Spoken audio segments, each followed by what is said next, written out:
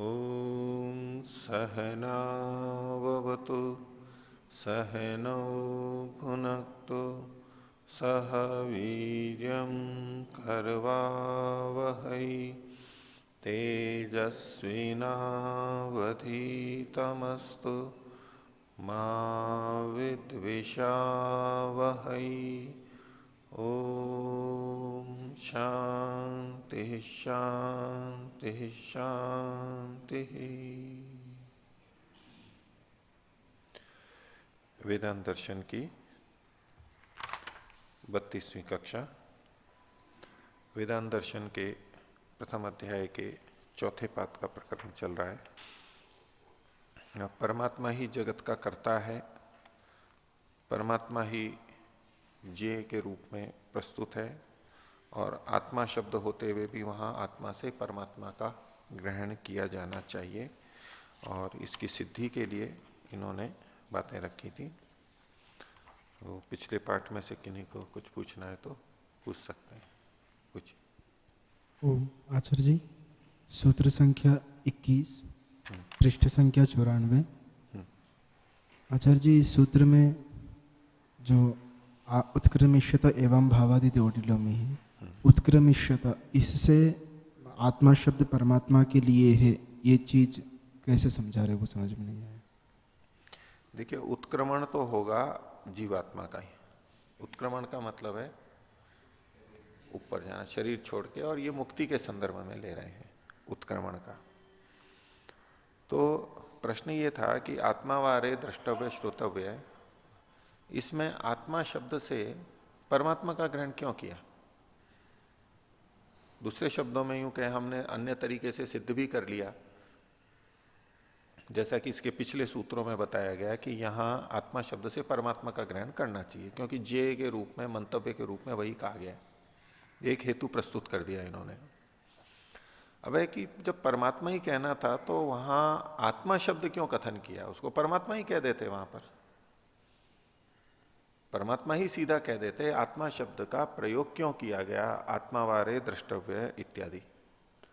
उसका उत्तर दे रहे हैं कि जो उत्क्रमण की हुई आत्माएं हैं, जीवात्माएं हैं, मुक्ति काल में उनका भी जो आश्रय है, आत्मा का मतलब आश्रय, आधार, जैसे शरीर का आधार ये आत्मा, चेतन आत्मा है, तो मुक्ति काल में या यूं कहो उत्क्रमण की हुई आत्मा में आत्मा का जो आश्रय है वो परमात्मा है। तो चूंकि परमात्मा उन आत्माओं का आश्रय है, इसलिए उसको आत्मा शब्द से कह दिया गया है। यहां पर परमात्मा को आत्मा शब्द से भी कहा जा सकता है, क्योंकि वो इन आत्माओं का भी आश्रय है। आत्मा मतलब आधार, आश्रय, बस यही हेतु इन्होंने दिया। देखिए, इत्यत्र परमात्मा यश्च आत्मत्वेन वर्णित है, तो परमात्मा, लेकिन उसका वर्णन कैसे हुआ, आत्मत्व के रूप में, आत्मा के रूप में कथन है, आत्मा शब्द के द्वारा हुआ। स उत्क्रमिष्यतो, उत्क्रमिष्यता को खोल दिया, अस्मा शरीरा पृथक गच्छतो जीवस्य मोक्षावस्थायाम आत्मा अस्ति। मोक्षावस्था में वो उनका आत्मा है, मुक्त आत्माओं का आत्मा है। आत्मा का मतलब आश्रय है। तो इस दृष्टि से परमात्मा होते हुए भी उसको आत्मा शब्द से कहा गया। यही तो उत्क्रमिष्यता का उत्तर है, और यही अवस्थिते रीति काश्य कृष्ण, उसमें अवस्थित होते हैं, उस वो सबके अंदर विद्यमान है, सबका आश्रय है। आत्मा है मतलब उनके अंदर विद्यमान है, बाहर भी है, अंदर विद्यमान है, इसलिए परमात्मा को यहां पर आत्मा शब्द से कह दिया गया। ये दूसरे प्रसंग में इन्होंने उत्तर दिया। ठीक है। हाँ, अगला प्रश्न आचार्य जी, सूत्र संख्या 19 में। आचार्य जी, इसमें जो लगभग बीच में आचार्य जी, नच तत्र आत्मा शब्दो जीवात्मा अर्थत्वेन उपनिबद्ध, वहां पर आचार्य जी वस्तुतस्तु तत्र आत्म शब्द स्वशब्द से पर्यायो अस्ति बोला। हाँ। तो आत्मा शब्द के रूप में वहां पर उपनिबद्ध नहीं है। हाँ। स्व शब्द के लिए वहां पर आत्मा शब्द पढ़ा गया है। हाँ।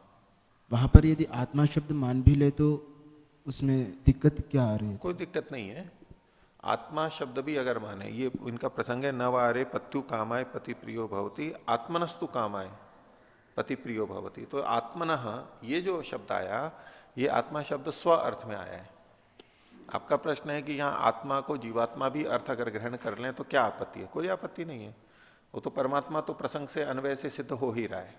पर इन्होंने एक स्पष्टीकरण के लिए कहा कि जो व्यक्ति यहां आत्मा शब्द को देख करके प्रसंग जीवात्मा का कह रहे हैं, प्रसंग जीवात्मा का कह रहे हैं, उसको थोड़ा सा ये हटा रहे हैं कि बोले जीवात्मा का इतना आग्रह रखने की जरूरत नहीं है यहां पर आत्म शब्द को देख करके।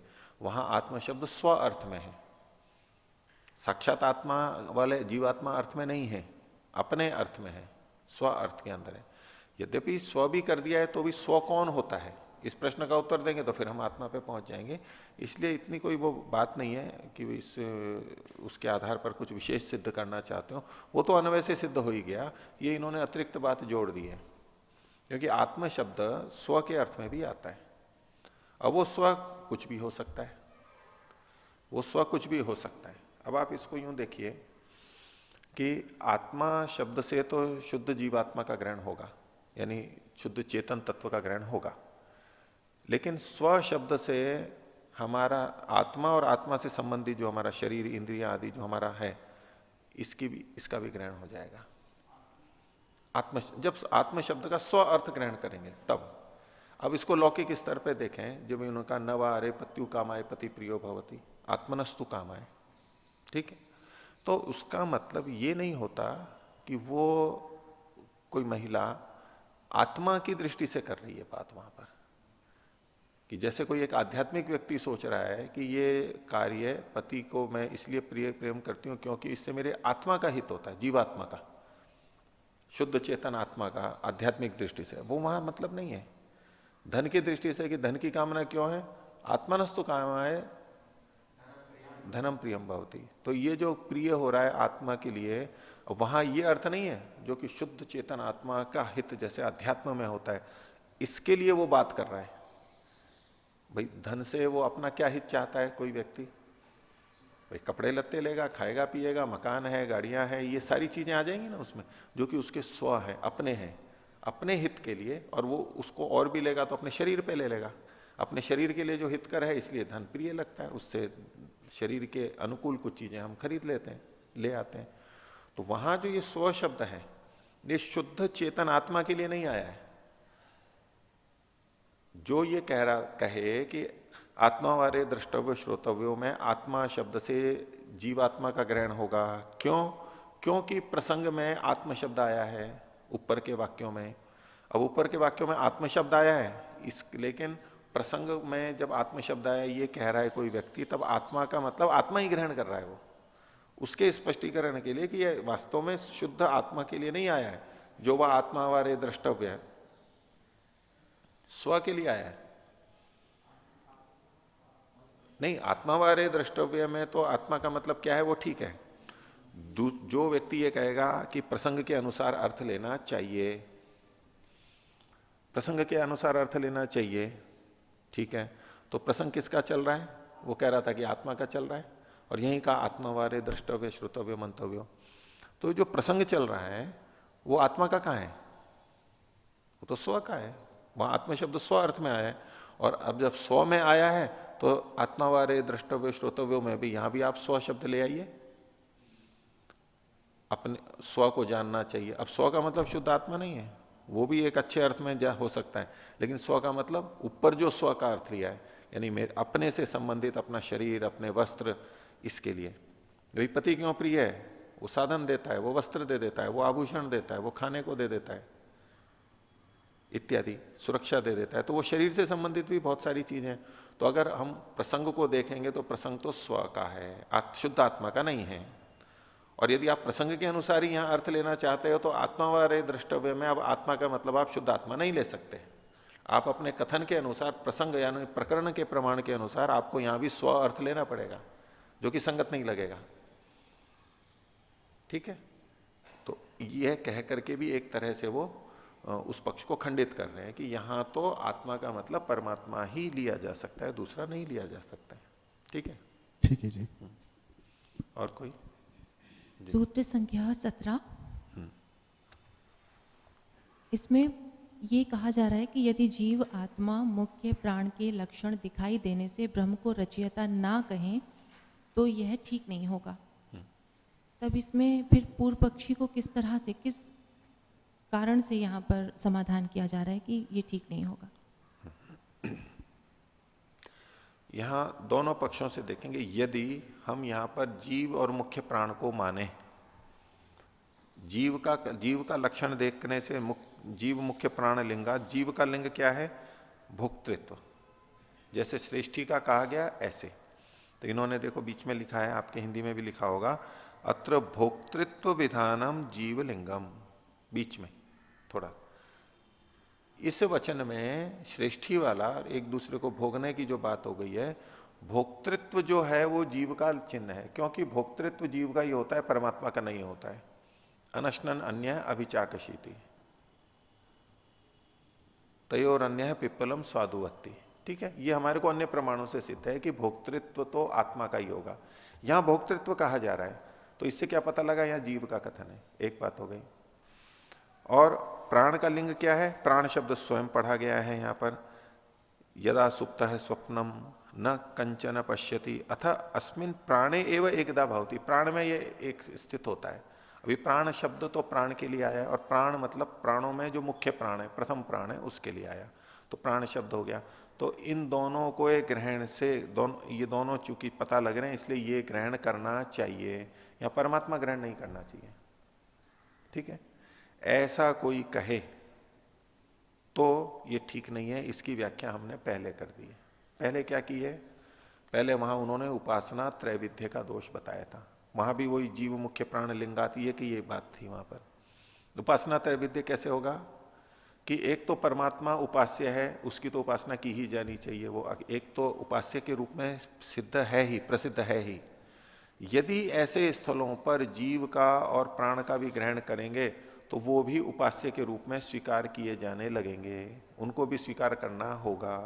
और उनको स्वीकार करेंगे तो परमात्मा के अतिरिक्त ये दो और हो गए, तो कुल मिलाकर के तीन हो जाएंगे। ये तीन की उपासना होने लगी, जो कि ठीक नहीं है। उपासना तो एक ही की होगी, सर्वोच्च की होगी, तीन की हो नहीं सकती है।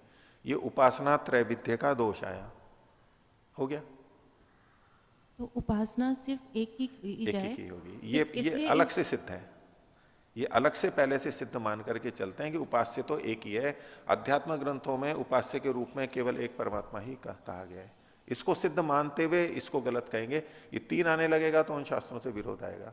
जैसा कि इन्होंने पीछे भी कहा था कि जीवात्मा को ज्ञेय के रूप में या उपास्य के रूप में कहीं नहीं कहा गया, उपास्य के रूप में नहीं कहा गया। प्राण को भी उपास्य के रूप में नहीं कहा गया, परमात्मा को ही कहा गया है। इस आधार पर कहते हैं यदि मानेंगे तो तीन तीन की उपासना का दोष आ जाएगा, ये उपासना एक ही की होगी। तब इस श्लोक से तो कहीं भी विरोध नहीं है, जो पूर्व पक्षी ने कहा वो इस श्लोक से सही सिद्ध हो रहा है। श्लोक से कोई विरोध नहीं है। श्लोक का पूर्व पक्षी जो तात्पर्य ले रहा था, इस श्लोक से ये सिद्ध होता है। श्लोक तो उपनिषद का, ये कौशिकी ब्राह्मण का है, ये तो ठीक ही है, ये किसी बात को समझाने के लिए कहा गया, सिद्धांति भी सहमत है। लेकिन इससे वो जो कह रहा है कि यहां जीव और प्राण भी उपास्य के रूप में होंगे, सृष्टि के रचयिता होंगे, जय के रूप में होंगे, वो भले ठीक नहीं है। ये अर्थ आप ठीक नहीं ले रहे हो।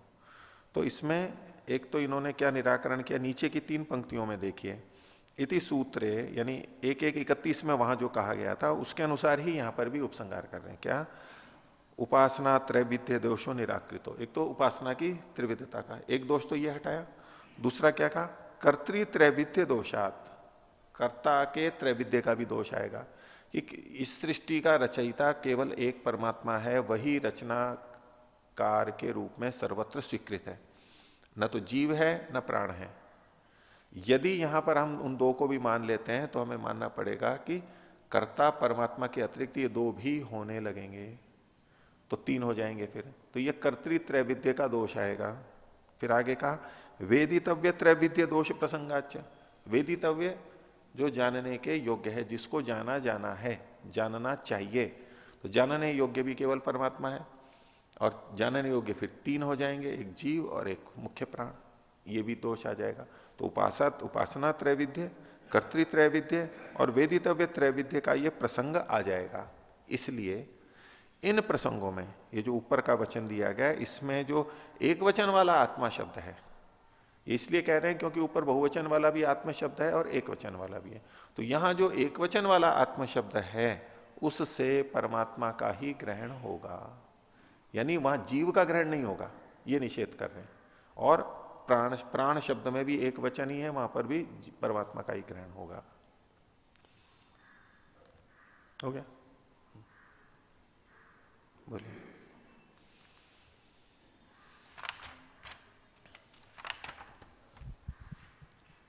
ओम। आचार्य जी, सूत्र संख्या 19 पृष्ठ संख्या 93 ऊपर से 11वीं पंक्ति, यहाँ दिए हैं भाष्य में एक, यहाँ पे आत्मा से परमात्मा ही क्यों लिया जाए इसका हेतु देते हुए कि जीवात्मा तु अहम वृत्ति को अनायासेन सर्वैः अनुभूति सिद्धो अस्ति अहम अस्मि इति न तस्य श्रोतव्ये मंतव्ये निधिध्यासितव्ये तब्बत्वे द्रष्टव्यत्वे च उपदेशार्थक्यम अस्ति। तो यहाँ पे ये हेतु क्या उपयुक्त है? जैसे अन्य ग्रंथों में तो आत्मा को भी साक्षात्कार करने के लिए कहा गया है, जैसे योग दर्शन में नहीं, आत्मा का साक्षात्कार करना चाहिए, उसका निषेध नहीं कर रहे हैं जी। आत्मा का साक्षात्कार किया जा सकता है, जाना जा सकता है, लेकिन इन्होंने अंत में क्या कहा? अहम उपदेश सार्थक्यम नास्ति। ये जो उपदेश किया गया है कौन सा? आत्मावारे द्रष्टव्य श्रोतव्य, ये जो वचन दिया गया और इसके जान लेने पे सब कुछ जान लिया जाता है, ये एक उपदेश दिया गया। इस उपदेश की सार्थकता जीव के मनन करने से हो जाएगी? नहीं हो पाएगी। उपदेश की सार्थकता नहीं होगी। अंत में देखिए, उपदेश न को तो ऊपर से जोड़ेंगे, न तस्य श्रोतव्ये मंतव्ये निदिध्यासितव्यत्वे द्रष्टव्यत्वे च उपदेश सार्थक्यम अस्ति। इसमें उपदेश की सार्थकता नहीं होगी। ये जो उपदेश है इसका ये मतलब नहीं है कि आत्मा का श्रवण मनन हो ही नहीं सकता है, बिल्कुल हो सकता है। आत्मा का चिंतन होता है, आत्मा को जाना जाता है। पहले जो इन्होंने कहा कि भाई आत्मा के बारे में कुछ तो हमारे को अनुभूति रहती ही है अहम वृत्ति के रूप में, मैं हूं, ये दूसरा अलग है, मेरे को सुख दुख की अनुभूति है, मेरे को इच्छा द्वेष है, मेरे को प्रयत्न है इत्यादि, मेरे को ज्ञान हो रहा है, ये इस रूप में हमारे आत्मा को जानते हैं हम। लेकिन परमात्मा को इस रूप में हम अनुभव नहीं कर सकते, हम अभी नहीं करते प्रत्यक्ष के रूप में। ये तो हमें प्रत्यक्ष हो रहा है, अपना तो आत्मा का तो हमें प्रत्यक्ष हो रहा है इस तरह से। ये जो अनुभूति के स्तर पे कह रहा हूं, ठीक है, इच्छा द्वेष से हम अनुमान भी करते हैं आत्मा का, ये ज्ञान हो रहा है, लेकिन परमात्मा का तो इस प्रकार से ज्ञान नहीं होता है। और आत्मा को यदि जाना भी जाए तो इस उपदेश की सार्थकता नहीं हो पाएगी। उपदेश की सार्थकता तो परमात्मा को जानने पे ही हो जाएगी। तो इनका तात्पर्य इसमें नहीं लेना चाहिए कि आत्मा को तो कुछ जानना ही नहीं है, आत्मा का जानना तो बिल्कुल व्यर्थ है, ऐसा नहीं करना। उसके जानने की अपनी उपयोगिता है, वो ठीक है। योग दर्शन आदि में जैसा है, ये आत्मा को जानेगा तभी तो आगे परमात्मा को जानेगा। तो वो क्रम अपनी जगह स्थिर हमको मानना चाहिए, उसका कोई विरोध ये करें ऐसा नहीं समझना चाहिए। अच्छा, इसमें एक दूसरा प्रश्न है। ये इन्होंने दिया है कि अहम अस्मि से तो अहंकार की सिद्धि होती है, तो इसमें आत्मा की सिद्धि कैसे मानी जाएगी? अहम अस्मि से आत्मा की सिद्धि होती है। मैं हूं, इससे किसके अस्तित्व को कहा जा रहा है? आत्मा के अस्तित्व को, अपने अस्तित्व को कहा जा रहा है, वो आत्मा का अस्तित्व है। हां, अहंकार के माध्यम से, अहंकार अंतःकरण के माध्यम से, अहंकार मतलब यहां पर अंतःकरण है, अंतःकरण विशेष, कई अंतःकरण है, उसमें से एक अहंकार है। मन बुद्धि और अहंकार, उसमें से जो अहंकार नाम का अंतःकरण है उसके द्वारा हम स्वत्व की, अपनेपन की, अहम की अनुभूति करते हैं। इस रूप में वो साधन तो है, लेकिन ज्ञान किसका कर रहे हैं हम? आत्मा का कर रहे हैं। तो ज्ञान तो आत्मा का ही हो रहा है, इससे अहंकार का ज्ञान नहीं होता है। मैं पने का जो ज्ञान हो रहा है वो अहंकार का नहीं है, आत्मा का ही है। अहंकार साधन बनता है वहां पर। ठीक है, तो आगे देखिए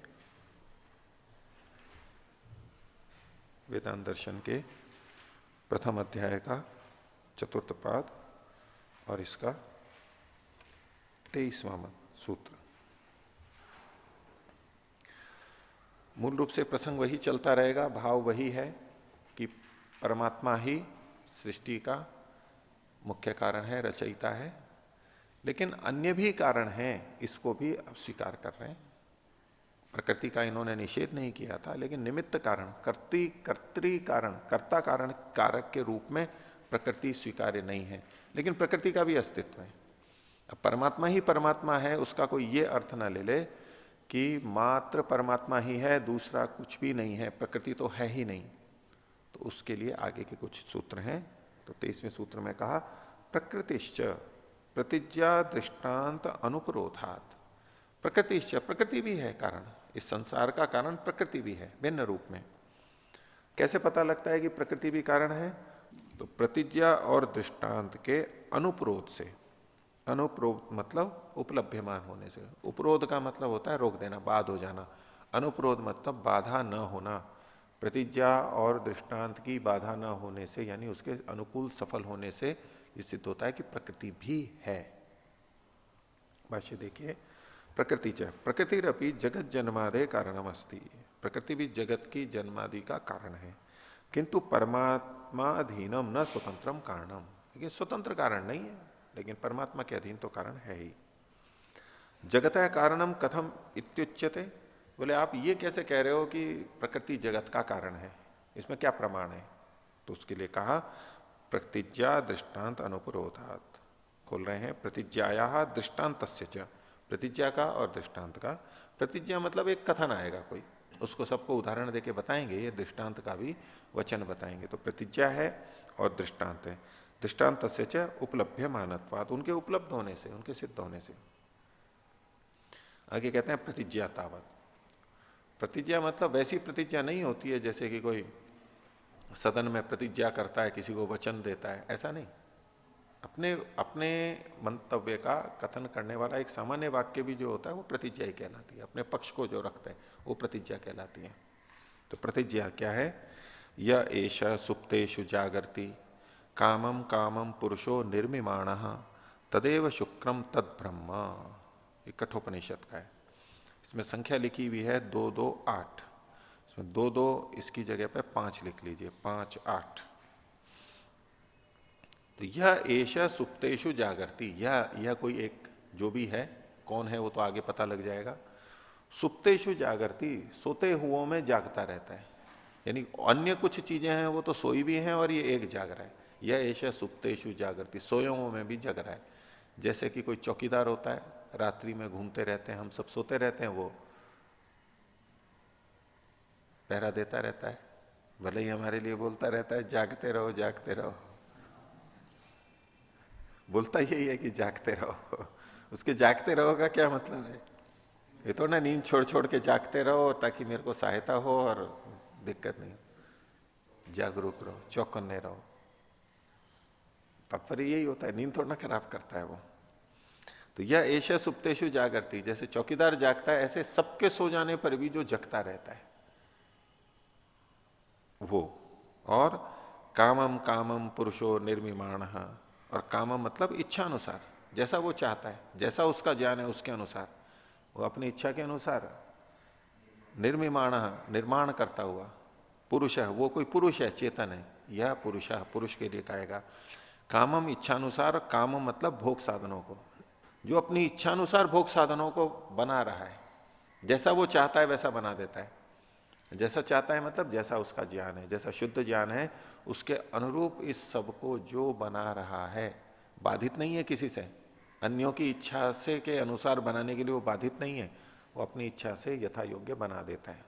ऐसा जो है, तदेव शुक्रम तद ब्रह्म, वही शुद्ध स्वरूप है, तेजस्वी है, तद ब्रह्म, वो ब्रह्म है, वही परमात्मा है। अमृत आदि और भी शब्द यहां पर कहे गए। तो ये एक वचन आया, ये प्रतिज्ञा हुई। अब इसकी विवेचना करते हैं, इससे क्या सिद्ध हो रहा है? प्रकृति भी कैसे सिद्ध हो रही है वो बताएंगे। इस प्रतिज्ञा वचन से भी प्रकृति सिद्ध होती है। तो अत्र वचने, इस वाक्य में, सुप्तेषु जागृति, सोतों में जो जगता है, इसका क्या मतलब है? तो कहा प्रलय वेलायाम परमात्मा जागृति, जब जिस समय प्रलय हो जाती है उसमें परमात्मा तो फिर भी जागता रहता है, अर्थात कुछ तो चीजें सो जाती हैं। तस्मिन जागृति केचन सुप्ता इति च उक्तम, और उसके जागते हुए रहते हुए कुछ सोते हुए रहते हैं। तभी सुप्तानाम सत्ता तद भिन्ना सिद्ध्यति। इससे पता लगता है कि इस जागने वाले से भिन्न सोते हुओं की भी सत्ता है वहां पर। जब प्रलय हो गई है, प्रलय अवस्था में अब परमात्मा है, अब यूं कहें कि भाई प्रलय हो गई, और जैसा कि अद्वैत के अंदर माना जाता है कि प्रलय होती है तो सारी सृष्टि परमात्मा में ही विलीन हो जाती है, यानी और कुछ नहीं बचता है, परमात्मा ही रहता है। परमात्मा से ये सृष्टि उत्पन्न हुई और परमात्मा में ही चली जाती है, तो वो केवल परमात्मा रहता है। तो यदि ऐसा होता तो ये कथन कैसे संगत होता है, यह एश सुप्तेषु जागृति। तो सोते हुओं में जो जाग रहा है, तो कुछ तो सोते हुए होने चाहिए और कुछ जागते हुए होने चाहिए, दोनों का अस्तित्व वहां पर होना चाहिए। इस सोते हुए कौन है, तो मूल प्रकृति है, वो अभी कार्य रूप में नहीं है, वो अव्यक्त अवस्था में यही उसका सोना है। और जीवात्मा है, उनके शरीर नहीं है, तो शरीर नहीं है तो वो सुप्त अवस्था में है, सुषुप्ति जैसी अवस्था में। महर्षि दोनों शब्दों का प्रयोग करते हैं, एक जगह सुषुप्तिवत और एक जगह मूर्छा, मूर्छित, यानी उनको ज्ञान नहीं है कुछ भी, क्योंकि साधन इंद्रियां शरीर आदि नहीं है, इसलिए उनको कुछ भी ज्ञान नहीं है। तो तस्मिन जागृति केचन सुप्ता इति च उक्तम तरी सुप्ता नाम सत्ता तद भिन्ना सिद्ध्यति। उससे भिन्न की सत्ता सिद्ध होती है। तदेवं प्रकृति ही सुप्ता जीवाश, तदेवं प्रकृति सुप्ता, एक तो प्रकृति सुप्त है और जीवाश्च सुप्ता, और जीव भी सुप्त है। तेषु सुप्तेषु परमात्मा जागृति, उनके सोते हुए में भी परमात्मा जागता रहता है। तस्मात् सृष्टि है प्राक, सृष्टि के पहले न केवलम परमात्मा किंतु तद भिन्नम प्रकृत्याख्यम अव्यक्तम अपनी जगतः कारणम आस्ति। तो सृष्टि के पहले केवल परमात्मा ही नहीं था कारण के रूप में, जैसा कि कथन कर दिया जाता है अद्वैत में, या कहीं कहीं शास्त्र के वचन भी आते हैं कि केवल परमात्मा था और कुछ नहीं था। वो उस अभिप्राय से कि जागता हुआ वो केवल वही था, लेकिन अव्यक्त रूप में तो प्रकृति भी थी, तो उससे भिन्न प्रकृति नामक अव्यक्त तत्व भी जगत का कारण वहां पर था। तो यह एश सुप्तेषु जागृति, इतने वचन से भी परमात्मा के अतिरिक्त अन्य की सत्ता सिद्ध हो रही है, प्रकृति भी सिद्ध हो रही है। दूसरा, इसी वचन का दूसरा अंश ले रहे हैं, कामम कामम निर्मिमाण इति वचनम च अन्यदपि निर्मातु भिन्नम। इस वचन से अन्य का भी, अन्य कौन, निर्मातु भिन्नम, निर्माता से भिन्न का, निर्माता तो वही है पुरुष ब्रह्म है परमात्मा, उससे भिन्न का, निर्माता से भिन्न का, निर्मातुर भिन्नम वस्तु अपेक्षते, कोई दूसरी वस्तु तो अपेक्षित है। यतो ही खलु एकाकिनी चेतने न काम संकल्प संभवती, क्योंकि एक अकेला जब चेतन हो उसके लिए कोई कामना नहीं होती है, वो अपने लिए कामना करेगा। यदि केवल परमात्मा ही है तो उसमें अपने लिए क्या कामना होगी, या तो वो दूसरे के लिए कामना करेगा, जीवों के लिए, कि जीवों के लिए ऐसा ऐसा हो, अथवा उस कामना को पूरा करेगा तो कोई ना कोई साधन होना चाहिए। अब केवल एक ही तत्व हो और कुछ हो ही नहीं, तो क्या तो वो कामना करेगा और अपनी कामना को कैसे पूरा करेगा, तो कामना के लिए कोई दूसरा अवश्य होना चाहिए।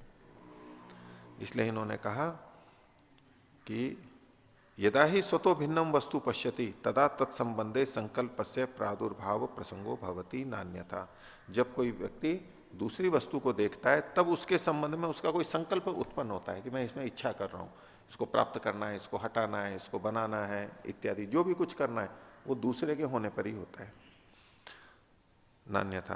तथा निर्मिमाण इति कथने, तो कामम कामम निर्मिमाण से एक अर्थ वहां निकाला, यहां भी परमात्मा से भिन्न दूसरी चीज सिद्ध होती है, और निर्मिमाण अभी शब्द पर केंद्रित होकर के तीसरी बात और कह रहे हैं। तो निर्मिमाण इति कथने स निर्माता कर्ता प्रतिज्ञात, जो एक निर्माण करने वाला परमात्मा कर्ता, वो प्रतिज्ञात है, सिद्ध हो रहा है यहां पर। और तद भिन्नया उपादान भूतया प्रकृत्या भवितव्यम एवं, और उससे भिन्न उपादान रूप प्रकृति को भी होना ही चाहिए। कहा कि वो निर्माण कर रहा है, तो निर्माण कर रहा है तो किस द्रव्य को लेकर के निर्माण कर रहा है, वो उपादान तत्व होना चाहिए। घड़े का निर्माण कर रहा है कोई कुम्हार, तो घड़ा तो बनेगा, वो तो कार्य द्रव्य हुआ, तो निर्माण किसके माध्यम से कर रहा है, तो मिट्टी जैसे चाहिए ऐसे निर्मिमाण निर्माण कर रहा है, तो कोई उपादान कारण परमात्मा से भिन्न भी अवश्य होना चाहिए। तो स निर्माता कर्ता प्रतिज्ञाता तद भिन्नया उपादान भूतया प्रकृत्या भवितव्यमेव, वो होनी ही चाहिए। तस्मात प्रकृतिरपि जगत कारणम इति सिद्धम। इस प्रकार प्रकृति भी जगत का कारण है, उपादान कारण है, यह सिद्ध होता है। अब इसको प्रकृति को प्रकृति क्यों कहते हैं, क्यों प्रकृति कहते हैं, इस संदर्भ में इन्होंने इसकी व्याख्या की। प्रक्रियते, प्रकृति मतलब प्रक्रियते।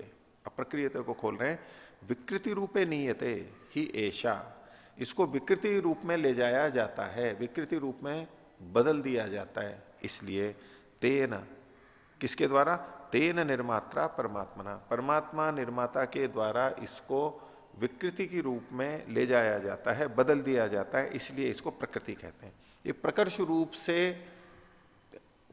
कृति मतलब तो जो रचना होती है प्रकृति। अब मूल प्रकृति को हम कहेंगे तो प्रकृति है, विशेष रूप से रचित है, तो उसमें अनित्यत्व का दोष आएगा। वो उत्पन्न हुई हुई है, अगर वो भी बनी है तो इसका मतलब वो अनित्य हो जाएगी। लेकिन वो तो नित्य है, स्थिर है, जो कि तो उससे सारी चीजें बनती हैं। तो जिससे ये सारी विकृतियां या विशेष कृतियां होती हैं उसको प्रकृति कहा गया है, जिसके उपादान के रूप में। तो प्रक्रियते, जो प्रकृति परिणाम परिणमन में प्राप्त होती है, विकृति रूप में ले जाई जाती है परमात्मा के द्वारा, इसलिए उसको प्रकृति कहा जाता है। तो ये तो प्रतिज्ञा से इन्होंने, प्रतिज्ञा के अनुपरोध से, प्रतिज्ञा के उपरोध से या प्रतिज्ञा के बाद न होने से इन्होंने सिद्ध किया कि प्रकृति भी होती है। एक बात हुई। दूसरा कहा था दृष्टांत से, तो उसके लिए आगे कहना है दृष्टांतश्चापि तत्रैव कठवचने, बोले उसी कठोपनिषद में दृष्टांत भी दिया गया है। और ये जो अगला वचन है, ये पिछला जो वाक्य था उससे बिल्कुल अगला वाला है। वहां कठोपनिषद में जो पिछला वचन था, ये एषा सुप्तेषु जागृति, ये 5:8 था। और अब जो वचन आ रहा है अग्निर्यथई को, ये 5:9 है, बिल्कुल उससे आगे का ही है। तो वहां दृष्टांत भी दिया गया है, वचन भी दिया गया है, और अपनी उस बात को सिद्ध करने के लिए दृष्टांत भी दिया गया है। क्या है दृष्टांत? अग्निर्यथई को भुवनम प्रविष्टो रूपम रूपम प्रतिरूपो बभूव। जैसे एक अग्नि इस भुवन में, इस संसार में प्रविष्ट है, अग्नि सब में प्रविष्ट है, और रूपम रूपम, रूप रूप में, जितने भी अलग अलग रूप हैं उसमें प्रतिरूपो भभुव, उन्हीं जैसी होकर के उनमें विद्यमान है। अग्नि जिस पदार्थ में प्रवेश करेगी उसी जैसी, उसी आकार वाली होकर उसमें रहती रहेगी। लोहे के गोले में जाती है तो लोहे के गोले जैसी उतनी गोल रहेगी। चौकोर किसी चीज में जाती है तो उसके उस स्थिति में रहेगी। लकड़ी में है तो उस स्थिति में रहेगी। फर्श है, मकान है, कोई भी चीज है जो गर्म होती है, तापमान जिसमें जाता है वो तापमान कहां रहेगा, उसके अंदर ही उसी रूप में रहेगा। तो रूपम रूपम प्रतिरूपो बभूव, जैसे ये होता है, ये तो था दृष्टांत। अब उसमें दृष्टांत क्या सिद्ध कर रहे हैं?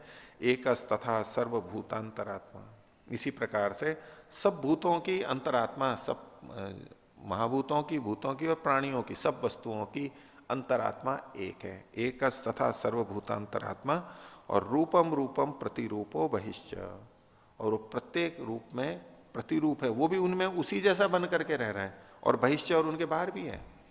वो अंतरात्मा है, इसका एक अर्थ लिया जा सकता था कि जितनी भी वस्तु हैं उन सबके अंदर वैसा वैसा बन करके वो रह रहा है, लेकिन उसके बाहर है ये तो कथन नहीं आता था।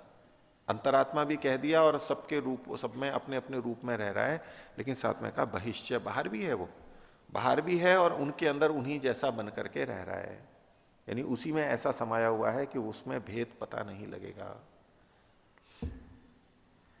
तो अत्र दृष्टांते, यहां दृष्टांत में यथा अग्नि सर्वभूतेषु प्रविष्ट सन, अग्नि सब भूतों के अंदर, वस्तुओं के अंदर प्रविष्ट होती हुई तेजस धर्मेण तद बहिरपि वर्तते, इसको व को ब कर लीजिए, तद बहिरपि वर्तते, उनके बाहर भी है, तथा परमात्मा, उसी प्रकार परमात्मा सर्वभूतेषु वर्तमान, सब प्राणियों में, वस्तुओं में विद्यमान रहता हुआ, तद बहिरपि, यहां भी व को ब कर लीजिए, बहिरपि वर्तते इति कथनात्, ये जो वहां कथन किया गया, इससे क्या सिद्ध होता है?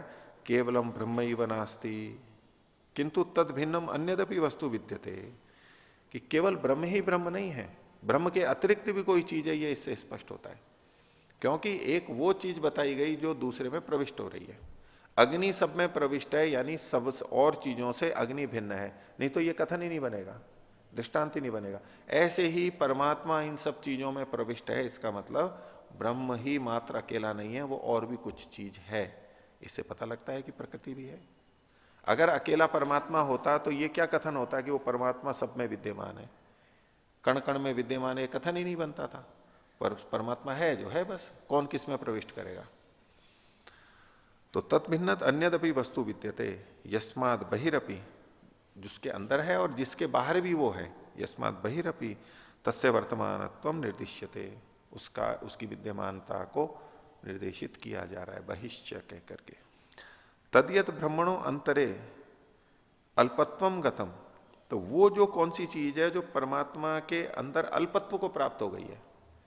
परमात्मा के अंदर अल्पत्व को कैसे प्राप्त हुई है कि परमात्मा जिसके बाहर भी है, जिसके बाहर भी है तो वो उस परमात्मा के अंदर ही होगी, तो परमात्मा से तो अल्प ही हो जाएगी। तो इस सृष्टि के बाहर परमात्मा है, इस कारण से जो अल्पत्व को प्राप्त हो गई, वैसे तो बहुत बड़ी है लेकिन परमात्मा की दृष्टि से जो छोटेपन को प्राप्त हो गई है। तद्यद भ्रमणो अंतरे अल्पत्वम गतम तद अव्यक्तम प्रधानम प्रकृत्याख्यम इति सिद्धम, वो अव्यक्त प्रधान प्रकृति नाम का है, वो सिद्ध है, वो अन्य शास्त्रों से भी हमें पुष्ट होता है, यानी कोई अन्य चीज तो है। यहां तक इन्होंने इस सूत्र की व्याख्या कर दी। अब इसमें शंकर भाष्य की विवेचना कर रहे हैं। यच्च, जो कि शंकर भाष्य में जो कुछ लिखा गया है आगे बता रहे हैं। एक वचन उद्धृत किया है उन्होंने, यतोवा इमानी भूतानी जायन्ते, तैत्रीय उपनिषद का। इति तैत्रीय वचने पंचमी विभक्तिम अवलंब्य, या पांचवी विभक्ति को, पंचमी विभक्ति को देख करके, यतः में पंचमी विभक्ति है, यतोवा इमानी भूतानी जायन्ते, इसका अर्थ क्या है, जिससे ये भूत उत्पन्न होते हैं। शाब्दिक अर्थ तो हिंदी में यही करेंगे, जिससे। अब ये पंचमी किस अर्थ में है, जिससे मतलब, तो जिससे ये सारे भूत उत्पन्न होते हैं, तो इसमें वो कह रहे हैं आगे कि ब्रह्म जगतः प्रकृतिरस्ति, इससे ये सिद्ध होता है कि ब्रह्म यानी परमात्मा इस कार्य जगत की प्रकृति है। प्रकृति मतलब उपादान कारण है। वो जो ब्रह्म ही अद्वैत को मानते हैं, वो कहते हैं ब्रह्म ही जगत रूप में, कार्य रूप में परिणत हो गया, उस स्थिति में परमात्मा ही उपादान कारण होता है। पहले भी बात आई थी कि वो ब्रह्म को जगत का अभिन्न निमित्तोपादान कारण मानते हैं, यानी उपादान कारण भी मानते हैं और निमित्त कारण भी मानते हैं, अभिन्न रूप में। एक ही वो चीज है जो उपादान कारण भी है और निमित्त कारण भी है, तो उपादान कारण मानते ही है वो। तो उसके उपादान प्रकृति यानी उपादान कारण को सिद्ध करने के लिए इन्होंने पंचमी विभक्ति का सहारा लिया, यतो वा इमानी भूतानी जायन्ते। और कैसे, तो अष्टाध्यायी का एक सूत्र है, जनी कर्तु प्रकृति ही। जन धातु का जो कर्ता, इस वाक्य में यतो वा इमानी भूतानी जायन्ते, जायन्ते ये जन धातु है। यहां पर जायन्ते का कर्ता कौन है, कौन उत्पन्न हो रहे हैं, इमानी भूतानी, ये भूत उत्पन्न कौन हो रहे हैं, इमानी भूतानी जायन्ते, ये भूत उत्पन्न हो रहे हैं। तो जन धातु तो होगी जायन्ते, और इसका कर्ता कौन हुआ, इमानी भूतानी। तो जनी कर्तु, जन धातु का जो कर्ता, उसकी जो प्रकृति है, उसका जो उपादान कारण है, उसमें पंचमी विभक्ति होती है। तो सारे भूत ये जो उत्पन्न हो रहे हैं, इसका जो उपादान कारण है कौन सा, जिससे, इसमें पंचमी विभक्ति आई। तो पंचमी विभक्ति इस जन धातु के कर्ता के उपादान कारण को बताने के लिए आ रही है, ऐसा उन्होंने सिद्ध किया। जनी कर्तु प्रकृति प्रमाणेन, इस प्रमाण से, अष्टाध्यायी के प्रमाण से, अपादानत्वम स्थापितम तन्न सम्यक, यहां से इसकी अपादान संज्ञा की है कि उससे ये अलग हुए हैं और वो उनकी प्रकृति है, ये जो सिद्ध किया है ये ठीक नहीं है। क्यों ठीक नहीं है, तो उसके लिए उत्तर दे रहे हैं कि अन्यत्रापि पंचमी दर्शनात्, पंचमी तो और जगह भी देखी जाती है, अर्थात जनी कर्तु प्रकृति या तो अपादान में ही पंचमी देखी जाती है, ये तो कोई नियम नहीं है। हाँ, उसमें भी देखी जाती है, लेकिन पंचमी के तो और भी अर्थ होते हैं, अन्य अर्थों में भी पंचमी आती है। वो अन्यत्र क्या हेतु है, जो कि ये यहां पर उदाहरण देके सिद्ध करेंगे। और जब अन्य अर्थों में भी आ सकती है, तो यतोवा से उपादान कारण ही क्यों लिया जाए, जब अन्य शास्त्रों से सिद्ध नहीं हो रहा है, वो ही क्यों लिया जाए, उसमें कोई विशेष हेतु देना पड़ेगा कि यतः में उपादान कारण ही लिया जाए, जनिकर्तु प्रकृति से ही पंचमी मानी जाए, तो क्यों, किसी और कारण से क्यों नहीं मानी जा सकती, ये प्रश्न उठा रहे हैं पहले, फिर समाधान करेंगे। तो पहले तो ये सिद्ध कर रहे हैं कि पंचमी तो अन्य जगह भी देखी जाती है, केवल इसी तरह के जनिकर्तु प्रकृति वाले पंचमी में, अपादान में ही पंचमी नहीं देखी जाती। क्या उदाहरण दिया, आदित्यात जायते वृष्टि, आदित्यात, आदित्यात में यह पंचमी विभक्ति है। तो आदित्य से वृष्टि उत्पन्न होती है। अब यहां भी जनुकर्तु प्रकृति लगाएंगे हम। आदित्यात जायते वृष्टि, जायते ये जनी क्रिया हो गई, इसका कर्ता कौन है? वृष्टि।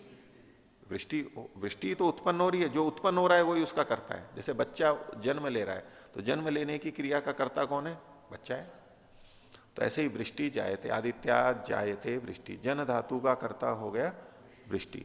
और इसका जो कारण, उपादान कारण, उसमें पंचमी विभक्ति है। तो आदित्य को वृष्टि का कौन सा कारण मानेंगे? उपादान कारण मानेंगे। उपादान कारण का क्या मतलब हुआ? सूर्य से कुछ ऐसी चीजें आती हैं जो पानी के रूप में बदलती हैं और यहां वृष्टि हो जाती है। जबकि हमें सिद्धांत से स्पष्ट है कि ये जो जल है ये सूर्य से नहीं आता। हां, सूर्य वृष्टि का कारण तो है, निमित्त कारण है, उसका कोई निषेध नहीं है, लेकिन जनिकर्तु प्रकृति को भी यहां भी घटाने लग जाए और वहां उसको उपादान कारण के रूप में प्रस्तुत करने लग जाए केवल पंचमी देख करके, तो ये तो संगत नहीं होगा। तो पंचमी देखने मात्र से उपादान कारणत्व तो सिद्ध नहीं होता, हमें देखना पड़ेगा कि वो वैसा होता है या नहीं होता है, या अन्य प्रमाण क्या कहते हैं। तो अन्य अर्थों में भी यहां हम निश्चित रूप से कह सकते हैं कि आदित्यात में उपादान कारण को बताने के लिए पंचमी विभक्ति नहीं है, पक्का है। तो कहने देखो ये दूसरे अर्थों में भी तो आती है पंचमी, आदित्यात जायते वृष्टि, मनुस्मृति का ये श्लोक है। दूसरा, तस्मात यज्जात सर्वहुतः ऋचः सामानी जज्जिरे, ये जुर्वेद का। ये तस्मात यज्जात, ये पंचमी विभक्ति है, उस यज्ञ से, यज्ञ स्वरूप परमात्मा से, जो कि सर्वहुत है। इसमें भी सर्वहुत में भी पंचमी है। तस्मात यज्जात सर्वहुतः, उससे क्या उत्पन्न होते हैं? ऋचः सामानी जज्जिरे, ऋचाएं और साम उत्पन्न होते हैं या उत्पन्न हुए। अब यहां जो पंचमी है ये भी जज्जिरे, ये जन धातु का है, इसका कर्ता कौन है? ऋचः और सामानी। और ऋचः और सामानी, अब इसके योग में जो पंचमी जिसमें आई है वो इसका उपादान कारण हो, ऐसा नहीं कह सकते हैं कि परमात्मा ही कुछ बदल करके और या परमात्मा ही वेद के रूप में यहां पर आ गया है, ऋचाओं और साम के रूप में आ गया है, वेदों के रूप में आ गया, ऐसा नहीं कह सकते। तो तत्र वचने भी, उस वचन में भी, उस वचन से इनका मतलब है यतोवा इमानी भूतानी जायन्ते, उस वचन में। तत्र वचने भी न केवलम जायमानत्वम निर्दिष्टम, केवल उस वचन में, उस प्रसंग में इन्होंने जो यतोवा इमानी भूतानी जायन्ते, तैत्तरीय 3:1 है, उसका एक छोटा सा भाग है ये, उसी वचन में आगे जो लिखा हुआ है उसको उद्धृत कर रहे हैं कि तत्र वचने भी न केवलम जायमानत्वम निर्दिष्टम, केवल जायमानत्व ही नहीं कहा गया कि ये उत्पन्न होती है उससे, किंतु स्थिति नाशो अपनी व्यपदिष्ट, इसकी संसार की स्थिति और नाश को भी वहां पर कहा गया, स्थिति नाशो अपनी व्यपदिष्ट। क्या कहा है? वही 3:1 का शेष भाग इन्होंने कहा, ये न जातानी जीवंती। तो जिसको यतः से कहा गया था, यतोवा इमानी भूतानी जायन्ते, फिर कहा ये न जातानी जीवंती, जिससे ये उत्पन्न हुए वे जीवित रहते हैं, यानी स्थिति के लिए कहा गया। और यत प्रयंती अभिसंविशंति, यत प्रयंती अभिसंविशंति, और जिसकी ओर आते हैं नष्ट होते हुए, जो उसी की ओर आते हैं यानी उसी में विलीन होते हैं, तद विजिज्ञासस्व तद ब्रह्म, उसको जानना चाहिए और वो ब्रह्म है। तो यहां पर केवल उपादान के रूप में ही नहीं है, वो उसकी स्थिति का भी है, उसको स्थिति को भी रखता है, यानी वो उपादान से भिन्न है कोई, और उसकी ओर वो लौट करके जाते हैं। तो तस्माद अत्र पंचमी न अपादानत्व न वर्तते, पंचमी भक्ति यहां अपादान में नहीं है। कहां पर? यतो वायुमानी भूतानी जायन्ते। आगे, हेतुम अभिलक्ष्य व विज्ञेया, यहां पंचमी भक्ति हेतु में है। हेतु के अंदर भी पंचमी आती है कि यतो वा इमानी भूतानी जायन्ते, जिस हेतु से, वो कोई कारण है, हेतु है मतलब कारण है, कौन सा कारण है? उपादान कारण है ये नहीं, बस कारण है। अब वो कारण कौन सा होगा ये हमें अन्य जगह से सिद्ध होगा। इस वचन से परमात्मा का, ब्रह्म का उपादान कारणत्व तो सिद्ध नहीं होता, जबकि वहां पर सिद्ध किया गया है।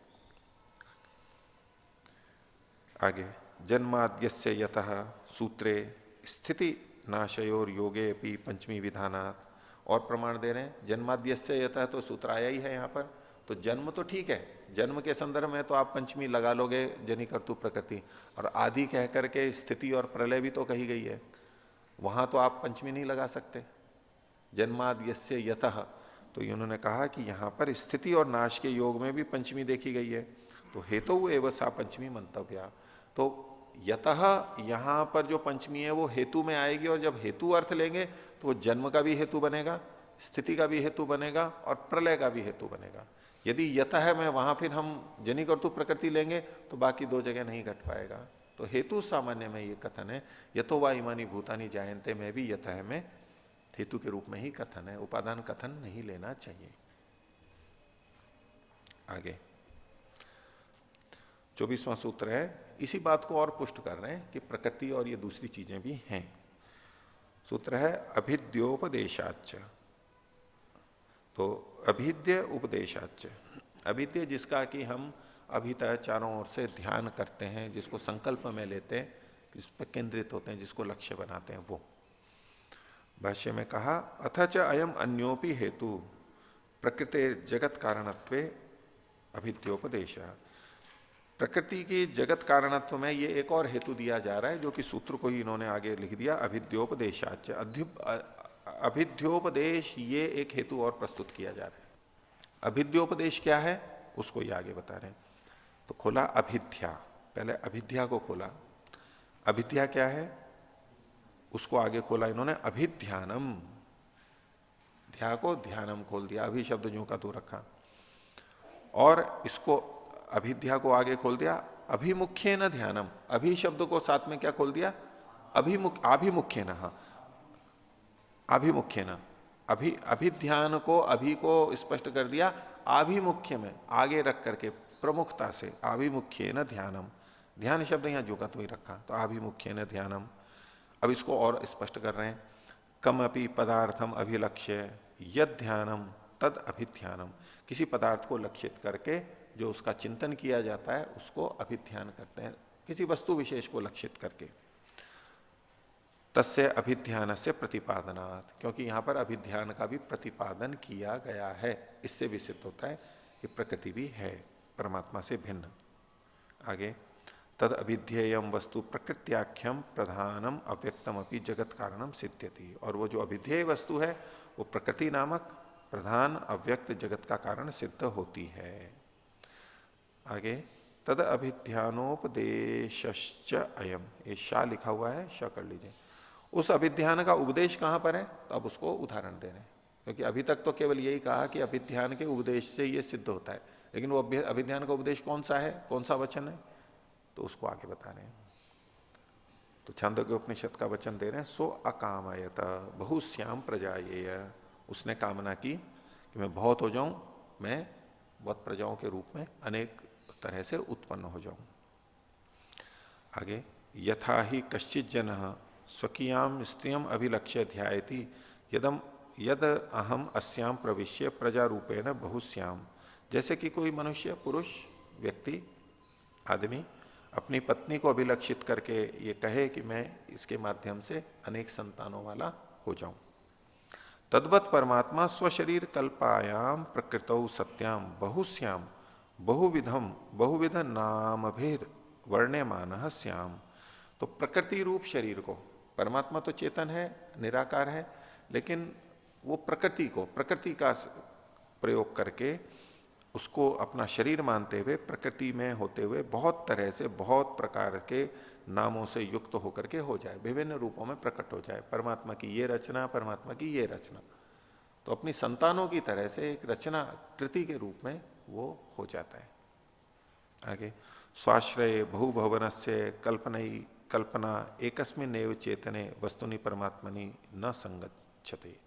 जो दूसरे पक्ष वाले ये मानते हैं कि केवल एक ब्रह्म ही था, अकेला था, तो उसके विषय में कह रहे हैं कि अपन स्वाश्रय, अपने ही आश्रय में, बहुभवन से कल्पना कि मैं बहुत तरह का हो जाऊं, है अकेला ही और उसमें मैं बहुत तरह का हो जाऊं, ये कल्पना किसी एक चेतन में या वस्तु में परमात्मा ने संगत नहीं होती है।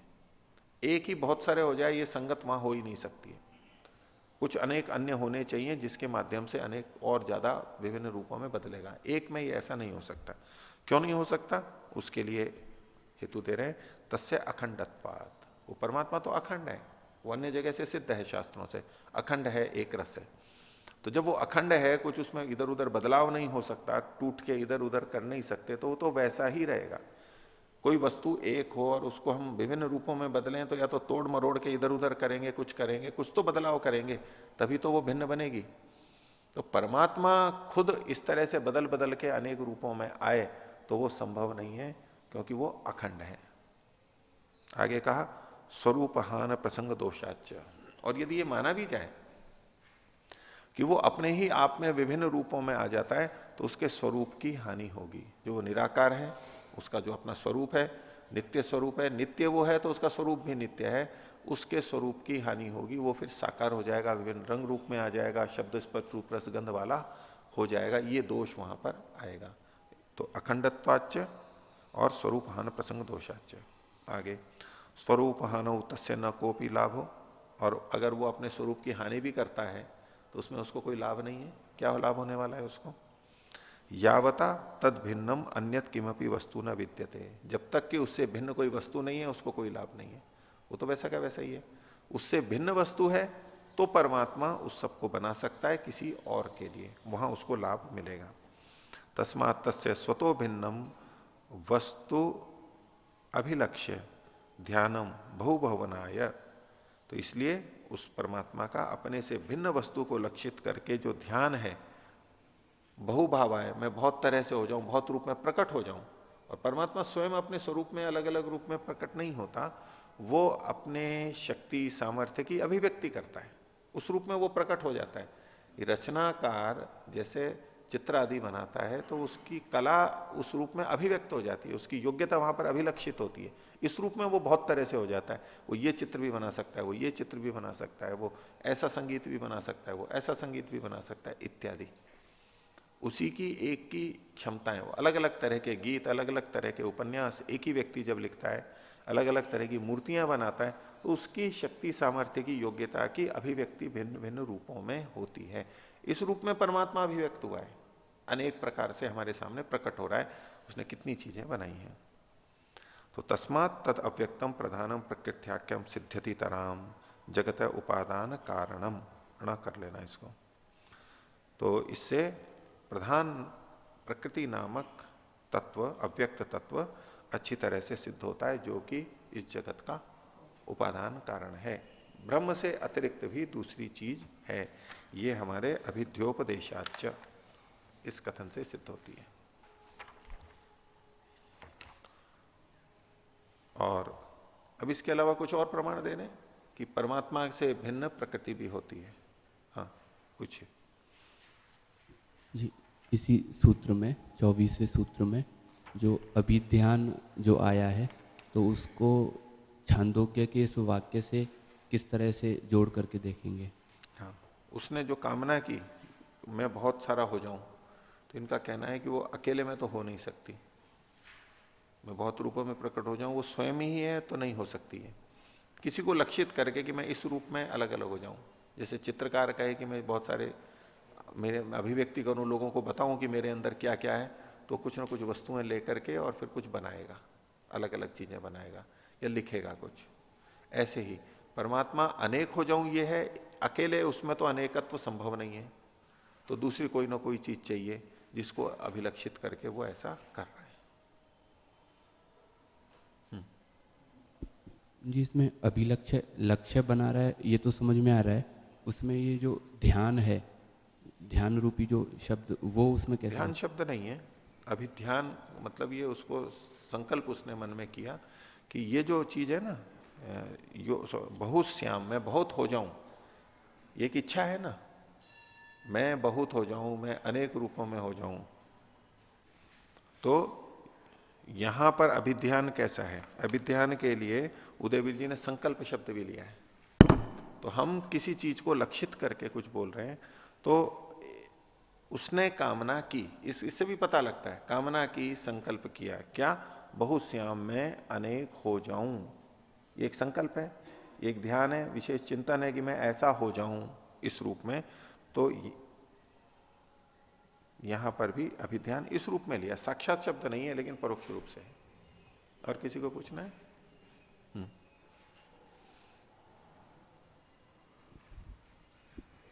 जी, पृष्ठ संख्या 95, जो ऊपर से दूसरी पंक्ति है, सुप्तेषु जागृति। तो जी प्रलय वेलायाम अर्थ किया है, तो जागृत ऐसे सामान्य में भी तो कर सकते हैं कि वो सोते हुए में जागता है। कह सकते हैं आप, लेकिन उस समय दूसरे जगते भी तो होते हैं, जगते हुए भी तो होते हैं। सुप्तेषु या ऐसा सुप्तेषु जागती, सोते हुए में भी जागता है, कह सकते हैं करने को। लेकिन ये जो सारी बातें ना, देखो आगे का देखो प्रसंग, कामम कामम पुरुषो निर्मिमाण, निर्माण करता हुआ, तो ये कुछ निर्माण कर रहा है। जिस समय की ये सारे सोए हुए थे उस समय भी ये निर्माण कर रहा है, या निर्माण करने को प्रवृत्त है, निर्माण करने वाला है। उसको देख करके ऐसी संगति लगाई है इन्होंने। ठीक है। बोलिए।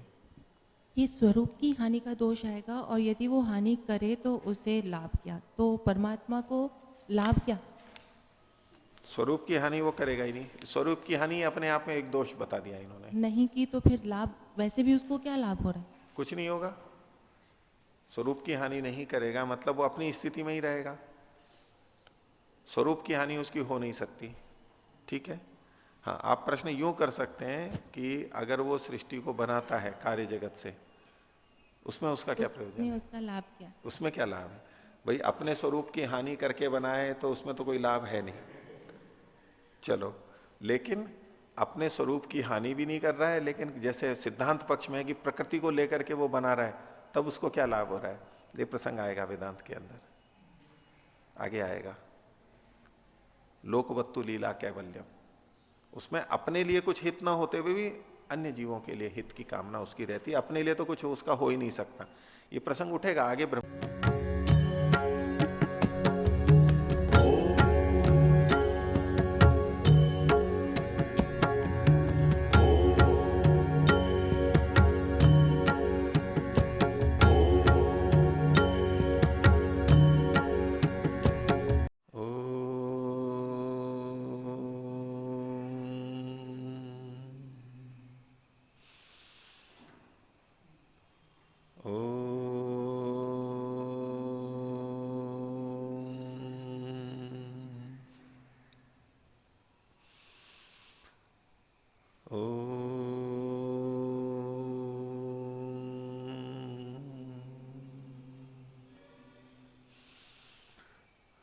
ओम सहनावतु सहनौ भुनक्तु सह वीर्यं करवावहै तेजस्विनावधीतमस्तु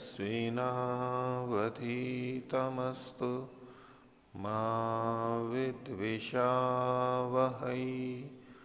ओम शांति शांति शांति।